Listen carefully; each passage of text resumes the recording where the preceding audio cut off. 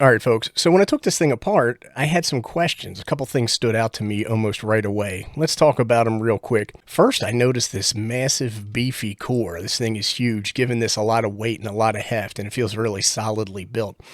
But one of the things I noticed that made me a little bit concerned, and I'll hold it up, is that this toroid is anchored down by string. This isn't wax string. It isn't coated or treated or anything like that. It just looks like very cheap string. I'm going to roll a picture in now, and you can see it's actually fraying a little bit. And one of the things that concerns me about this is that if you look at this toroidal transformer, there are some vent holes here on the bottom. That means air and moisture can get into this. The other thing is toroids get very hot sometimes under use. This is rated up to 400 watts single sideband. So if you're pushing a lot of digital through here, this thing could get pretty hot as well. Meaning that these pieces of string could burn and degrade, or they could get moisture and dry out, and moisture and dry out, and they could mold or degrade. And once these are gone, you lose any strain relief that they provide. They are on here pretty tight. But once that strain relief's gone, you got a problem. The only thing anchoring this down on the top would be your solder joint right here. And you definitely don't want that because it could break your solder. The only other thing anchoring it down here, the solder joint's down here, and you don't want that for the same reasons. So I'm pretty surprised to see string used to hold this thing down. We're going to rip that string out and we're going to replace it. I talked a little bit about the core. I was unable to identify the core, so I went on a hunt and I found what I think it is. We'll talk about it in a few minutes. But I suspect it's a powdered iron core. It might be ferrite, but I suspect it's a powdered iron core. This is a ferrite FT24043. And the core below is slightly bigger. 240 means it's 2.4 inches across. I think this is closer to 2.5. I'll roll in a picture right now. I took a measurement with my calipers and got close to 2.5. And also this core is super, super thick. I'm not sure how well you're going to see it. It's about 1 inch thick. And I wasn't able to find any ferrite cores on the market for an FT250, give or take. Mix anything, 31, 43, 71, 52, none of them. So that leads me to believe it's a powdered iron core. The other thing, it's super duper heavy. Now, if you take a look at this, you'll notice that it is a 64-to-1, not a 49-to-1, which is what we mostly see. You get this, if you take a look at your primaries right here, it's these twisted ones, and you have 2, and if you count up the rest of them, you get 16. 16 divided by 2 is 8. 8 times 8 is 64. That's how you derive that. What has me concerned is that the amount of primary inductance created by a 2-turn primary on a powdered iron core, especially with powdered iron cores are around 10 on a permeability scale, so they're very low permeability. I don't think you're going to get enough input inductance. Now, I could have just taken this antenna, hooked it up, made some contacts, and said how great it was and told you to buy it. But what I like to do is take a look at these things and try to really figure out what's going on and to really figure out if it's good value for the money. This is about $135, which is actually relatively cheap. And it does have a really nice housing and feels pretty robust. It also comes with this aerial or element, and this feels like it's very, very robust wire. It has an insulator at the end, which I love. And it's also folded over and clamped down. And I think that that's awesome too. And if you take a look here, maybe I can hold it up in a way that you can see it. It's copper.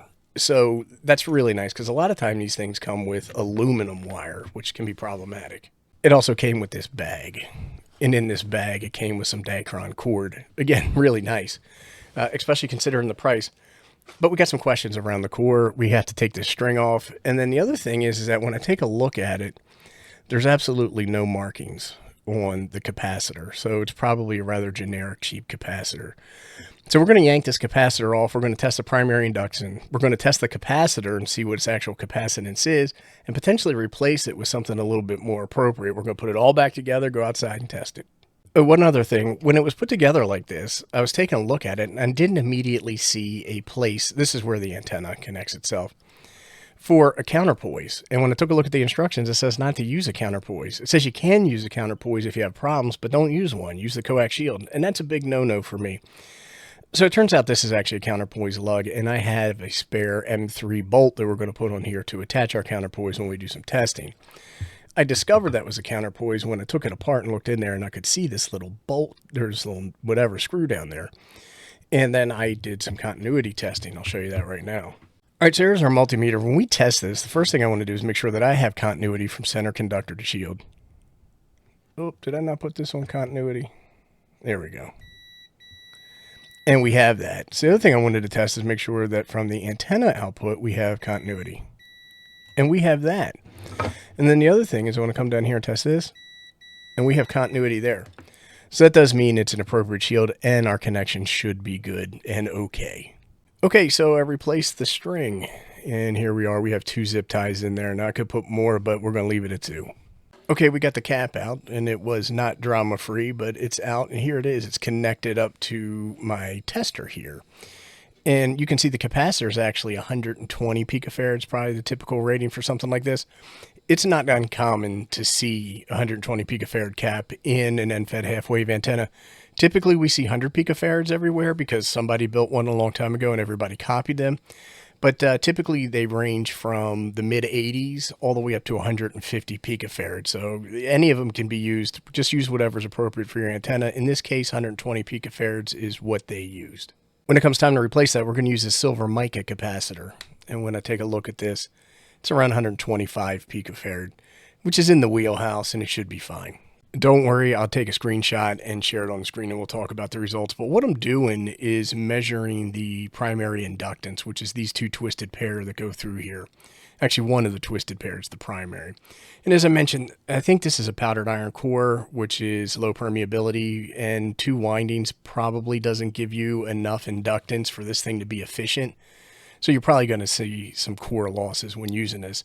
Now, if you hook it up, you will make contacts. There's no doubt about it, but you're not going to be getting the full amount of power out. I can already tell from the chart that there isn't enough inductance there. But one of the things I'll say is that what I probably would do with this core is I would have gone by 3 primary and then 24 secondary, which would have given me more primary inductance. Or I potentially would have gone for a different core type, maybe a 36-to-1 or something like that, where I could get more primaries but less secondaries, so I don't have to worry about stray capacitance or anything like that. So I'm going to say this isn't the best winding, or maybe it's not the best core choice. I think they picked a core this big for power and heat handling, but you're losing some of your energy in that core. Okay, let's talk a little bit about the sweep. We ran the sweep from 80 meters to 10 meters, and the reason I do that is because that's how my Nano VNA is configured. Anyhow, I did want to talk about 80 a little bit, even though the antenna is made for 40 through 10 or advertised for 40 through 10. So if you look over here at marker number 1, that is in our 80 meter band. It is 3.756 megahertz. And if you look over here, we have 55.58 ohms of impedance. Now, typically what you want on your fundamental frequency, so when you have an end-fed half-wave antenna, it's designed to work on a fundamental frequency, in the case of this antenna, 40 meters. And then you get harmonics of that fundamental. You get 20, 15, 10. And nothing in this world is free, so you're going to get degraded performance on those harmonics. But your fundamental should have an open input impedance on the primary of at least 4 times the characteristic impedance of your transmission line.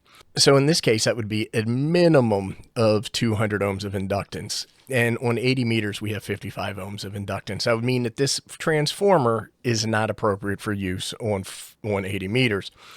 Can you use it? Yes. Will you have losses? Yes. And so the thing is that as hams, we spend a lot of time doing things like getting good transmission line and good connectors and optimally mounting our antennas. So why would you take an antenna that's not designed to be optimized for the frequencies you want to operate on and connect it to all that? And then in the event that maybe you don't get good transmission line and maybe you don't get good connectors and maybe you don't have your antenna optimally mounted, why would you further compound your problems by getting an antenna that's not optimally designed for the frequencies that you want to work on?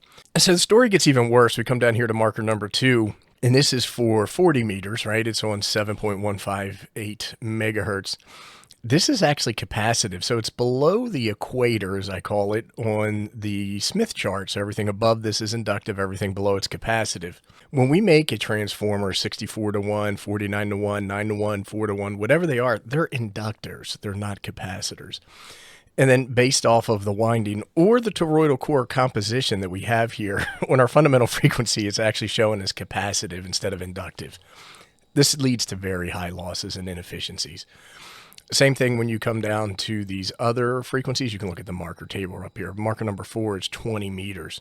And then you can look, and this is really in the wrong direction. Now, the story gets better when we get up to marker number 6, which is back in the 10-meter band. And this is only 5 ohms. It should be somewhere around 200 ohms of inductive reactance. So the core is poorly designed at a minimum, is what I'm saying here. Okay, I looked high and low, and I really couldn't find any cores that I could easily identify this one as, but I did come up with this one, and if you take a look at the product listing, it says toroid ferrite core, power transfer, ferrite toroid core, restraining interference, good for inductor coils, green. And if you come down here, you can see the size of this thing, 2.48 by 1.46 by 0.98 inches. So the color and the size point towards this core. Now, they say it's a ferrite core. So ferrite cores are made out of iron oxide. Powdered iron is made out of powdered iron. It's a little bit different. So it says this toroid ferrite core is made of iron material. It doesn't tell you what material, what mix or type it is, which makes it a little bit of a mystery. Down here it says it has characteristics of isolating eddy currents, low permeability, and restraining interference. Powdered iron cores are typically around 10 to 100 when you're measuring permeability, and then you have ferrite, which is higher than that. Based off of the performance of this core, I suspect it's powdered iron, but it might be ferrite. I just don't know, and I just really, honestly, this is my best guess. I really have no idea what core is in this transformer. All right, so what we did is we put that silver mica capacitor back in here, so we should be good to go. Keep in mind, this is around 125 picofarads compared to the 120. That's the least of the challenges or issues that we're going to have here. Based off what we just looked at on the sweep, I expect this to be a poor performer, and frankly, I don't want to put it back together and go outside. I just want to throw it in the parts bin. But what I'm going to do, because I said I would, is that I will put it back together and go outside and put the antenna up and do some contacts on it. Now, I am sure that I will make contacts on here because I'm going to transmit around 80 to 100 watts into this thing. And I'm going to see losses, but I'll still be able to make contacts at a degraded power, which is something that I don't want. So regardless of how it performs, just based off of the bench testing that we did, I wouldn't recommend anybody spend any money on this. Can you buy it, replace a string, make some improvements, maybe take a look at the cap? If you want to improve that, you can, you can't, you don't have to. Do you want to rip this core out, rewrap it, put it back in, or just rip it all out and put a good core in here and wrap it correctly? Yeah, you can do that, but that's a lot of effort, and that's going to add to your costs that are on here. Again, these are about $135. To me, I wouldn't spend any money on an antenna that's not correctly designed. Okay, so here we are back together. I do need to put a zip tie to hold this in. It did have one here. Oddly enough, they didn't use string. But if you take a look, multi-band end-fed half-wave antenna, 40, 20, 15, and 10. And then if you take a look on the back of this thing, impedance transformer, power single sideband, less than 400 watts, CW less than 200, digital modes less than 150. And that's it. So let's get this thing put up. And I'm not putting a counterpoise on here because I really just don't feel like messing with this antenna too much. So here is the sweep, and I ran the sweep from just under 40 meters all the way through 10. And the challenge is that when you look at this, it's pretty much under 3 to 1 the entire way, except for right here. And a lot of people are like, oh man, that's awesome, such a flat response curve. I did not tune this antenna. The transformer is about 3 feet off the ground. It's mounted at a 30-degree slope, give or take. When you see something that is this flat all the way across, it indicates that you have a lossy core in your antenna. What you should see is at the points of resonance, well, or close to resonance as possible, but at your fundamental frequency, which is here at 2, that should be a very deep curve right here. And then when it's outside the fundamental, it should be very high SWR. The fact that it's so flat is showing us that there's loss there. I did not tune this antenna. I just put it up and left it at that. So what I'm going to do now is I'm going to do some FT8. All right, so here are results. And what I did was I ran FT8 for about a half an hour. And you can see the band activity over on the right-hand side of the screen. If you look at that band activity, it's showing pretty good 20 meters from North America to Europe and pretty good 20 meters in North America. And that's exactly what's reflected here. Now, upon first reflection, you say, hey, wow, you got out. All these people heard you. 30 minutes. And that is pretty good. And I was able to make a bunch of contacts in that 30 minutes as well. So it was a successful trial is what I'll call it. But what I want to say is that you have 65 feet of wire up in the air, you're going to make contacts. And I just wonder how much better I would have done had I had a slightly more efficient core. But the antenna did work. And let's take a look at 40 meters. So when I ran 40 meters, you can see from the band activity, and both those band activity charts are from DX Heat, and a very helpful website. 20 meters was hot into Europe from North America, and what you see here is 40 meters was still getting in. Now there is some 40 meter highlighting on that band activity chart, but it's not significant. And when I ran this, the eastern side of the United States was in the dark. So the gray line was cutting through, up straight through Texas, I guess is what you want to say there.